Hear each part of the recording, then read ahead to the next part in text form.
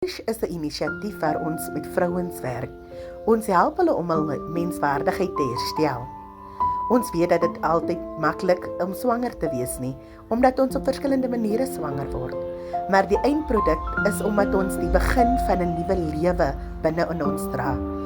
Ons help mammies en ons stap die pad saam met hulle om hulle te herinner dat hulle die begin van 'n nuwe lewe is en dat die mens wat hulle verwag 'n toekomstige ouer ook gaan wees.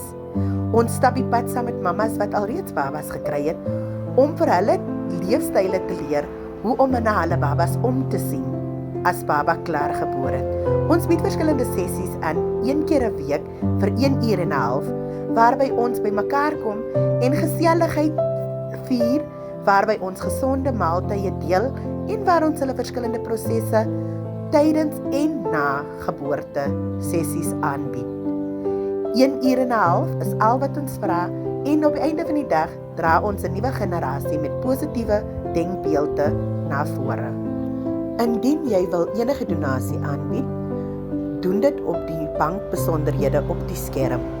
En mammas of enige gemeenskapsleiers, indien julle dit wil aanbied of vir ons nader om aan te kom beveel aan julle kerkdienste of in samekomste, nooi ons uit. Ons gaan ons nommer op die skerm plaas.